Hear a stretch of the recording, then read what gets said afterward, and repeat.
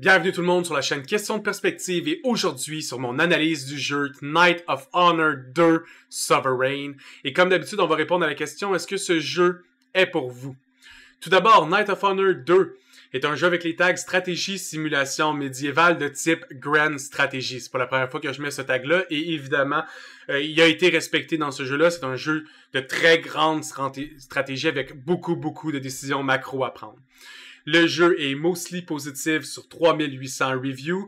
Son publish date, c'est le 6 décembre 2022 et le jeu se trouve autour de 45 $. Donc, on va se lancer sur les images, on va continuer à parler du jeu et répondre à la question, est-ce que c'est pour vous? Tout d'abord, je tiens à mettre au clair que ceci ne sera pas une vidéo explicative du jeu. Je n'ai pas envie de vous expliquer le jeu pendant 45 minutes. C'est un jeu de Grand Strategy et donc le jeu a beaucoup trop d'affaires à expliquer et même à comprendre avant d'être capable de l'enjoy.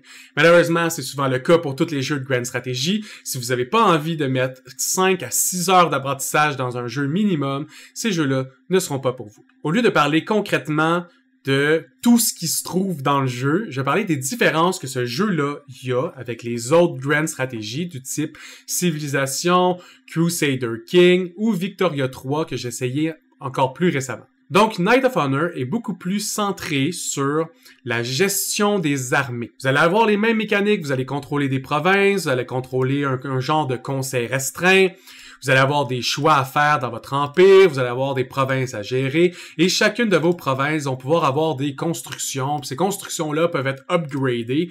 Si vous décidez de faire les technologies d'upgrade, mettons pour le crop farming, ben toutes les crop farms de tous vos territoires vont avoir maintenant l'upgrade de crop farming. Et si vous construisez une ferme de crop, il va pas l'avoir partout dans votre territoire, donc c'est de maximiser ce que vous faites. Et en bas, les 3 bâtiments sont les bâtiments spéciaux de votre territoire, pas spécial à votre empire, vraiment spécial à c'est quel type de territoire qui a été construit dans cette petite province, et il est sur quel genre de place, une plaine, une côte, une montagne, sur le bord de l'eau, et tout ça va vous apporter des bâtiments différents que vous pouvez donc maximiser et essayer de construire. Évidemment, dans ce genre de jeu, il y a plusieurs façons de gagner. Donc, vous pouvez essayer de faire votre stratégie selon la façon que vous allez essayer de gagner. Certains des jeux de grande stratégie n'ont pas de façon de gagner, celui-ci en a un. Vous pouvez avoir un victory success à la fin. Votre conseil, vous pouvez leur donner des skills. Ça, c'est quand même assez différent. La majorité du temps, les skills sont déjà donnés aux conseillers. Ou comme dans Crusader King, il faut faire des enfants. Puis là, vous avez des possibilités de fusionner les skills ensemble. Puis que l'enfant a toutes les skills de ses parents. Ou de mettre en tutelage avec une personne pour que celui-ci apprenne les skills. Alors que dans celle-là, il n'y a pas de façon, je veux dire, concret dans le jeu d'apprendre les choses autre que débourser. Si vous cliquez, vous déboursez et il apprend automatiquement le skill. Dans la gestion de vos armées, vous pouvez cliquer quel genre de soldats vous voulez plutôt que de les construire. Ça va avoir un coût et vous allez avoir un upkeep. Oui, il y a de la construction. Oui, il y a des lois que vous devez faire passer qui vont influencer certains bonus dans votre empire. Vous avez de la gestion d'armée, donc vous pouvez déclarer des guerres, passer de capturer des territoires. Vous allez avoir des Kingdom Advantage à avoir certaines ressources. Donc, si vous réussissez à avoir ces 4 ressources-là, vous débloquez des Age of War. Mais si vous réussissez à avoir les 64 ressources qui existent dans le jeu par trade et production, ben vous réussissez donc à gagner le jeu comme vous avez tout ce qui se peut. C'est une des victories possibles du jeu.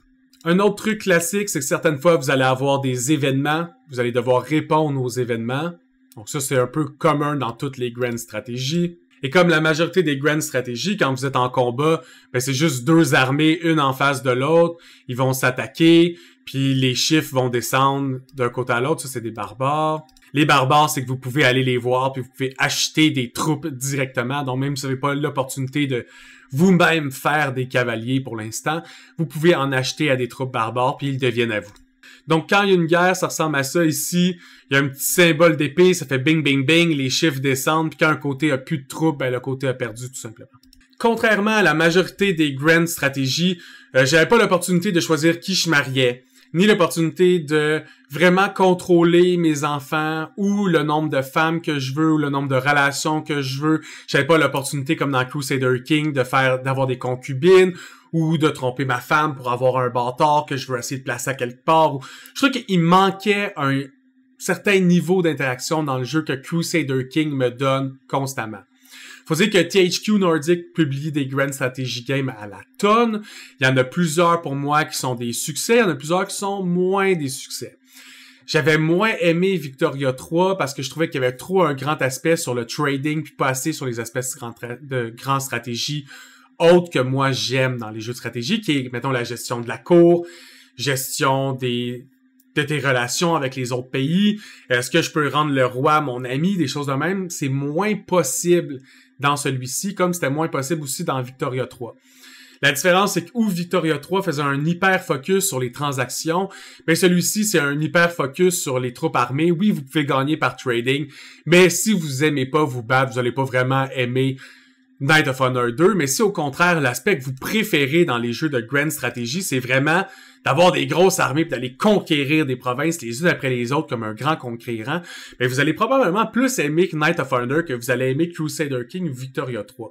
Mais pour moi, si j'avais classé les trois, ces trois jeux qui sont très similaires dans leur apparence et dans leur mécanique, ben Crusader King, c'est le plus haut des trois. Puis après ça, Victoria puis Knight of Honor sont pas mal égales. Je me souviens pas exactement ce que j'avais mis à Victoria, mais Knight of Honor 2, ça va être un 6 sur 10. Pour moi, il passe tout juste la ligne parce que j'aime beaucoup les jeux de Grand Strategy, mais si vous avez pas les jeux de Grand Strategy, c'est vraiment, à mes yeux, un des plus faibles jeux de Grand Strategy. Fait que commencez pas par lui, c'est plus un à faire si vous en avez déjà fait d'autres. Puis vous avez juste envie d'un peu de différence, ben faites 2-3 games de Knight of Honor, puis vous allez peut-être réapprécier encore plus après votre jeu de départ. Donc évidemment, Knight of Honor, 6 sur 10, et au plaisir de se voir sur une autre vidéo tout le monde. À plus!